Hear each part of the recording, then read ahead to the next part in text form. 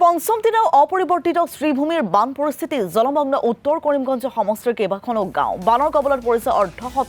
অৰ্ধলক্ষাধিক জনতা অবৰ্ণনীয় পৰিৱেশৰ মাজত জীৱন নিৰ্বাহ কৰিবলগীয়া হৈছে জনতাই খবৰ ল'বলৈ আহৰি হোৱা নাই বিধায়ক কমলাক্ষ দে পুৰকায়স্থৰ বিধায়কগৰাকীৰ ওপৰত ক্ষোভ বানপীড়িতৰ পশুধনৰ সৈতে মথাউৰিৰ ওপৰতে আশ্ৰয় লৈছে শ শ লোকে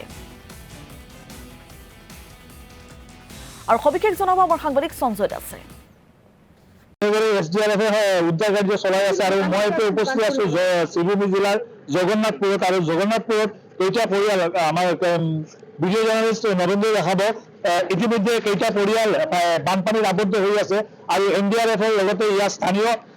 স্থানীয় আঞ্চলিক পঞ্চায়তৰ জিলা পৰিষদ ইয়াত আছে তেখেতে আহিছে ইয়াত উদ্ধাৰ কাৰ্য চলাবলৈ মই পোনে পোনে তেখেতৰ পৰা জানিবলৈ যত্ন কৰিম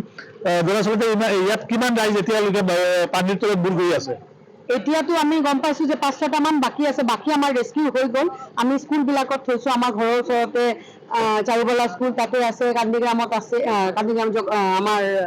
তোমাৰ যে জগন্নাথপুৰ তাতেও আছে এই জগন্নাথপুৰৰ মানুহবিলাকক লৈ পেলাই আমি যে 5টা পৰিবাৰৰ মানুহ আছে তেখেতক আমি বুজাই পৰাই লৈ যাব বিচাৰিছিলো মানুহবিলাকে কিয় যাব বিচৰা নাই ঘৰটো এৰি কিয় ঘৰত যদি থাকে ৰাতি এইটো সিচুৱেশ্যন আপোনালোকে চাই আছে ইয়াতে যদি থাকে আৰু ৰিস্ক হৈ যাব লাইফ ৰিস্ক হৈ যাব সেইটো কাৰণে আমি আহিছো এটলিষ্ট তেওঁলোকক বুজাই পৰাই আমি লৈ যাই এটা সেফ জায়গাত থব কাৰণে এইটোৱে আমাৰ উদ্দেশ্য এতিয়ালৈকে হয় ইয়া এক্সক্লুসিভ আমি দেখাইছো একমাত্ৰ প্ৰতিদিন টাইমৰ কেমেৰাত বন্দী হৈছে জগন্নাথপুৰত কেনেদৰে বানপানী এক প্ৰকাৰ তাণ্ডৱ সৃষ্টি কৰিছে আৰু যত আমি খোজকাঢ়ি আহিব নোৱাৰো এককাল পানী কলে ভুল হ'ব ইয়াত আৰু এটা ৰাজ্যৰ বিভিন্ন প্ৰান্তৰ সমান্তৰালভাৱে পঞ্চম দিনাও অপৰিৱৰ্তিত ৰূপত আছে শ্ৰীভূমিৰ বান পৰিস্থিতি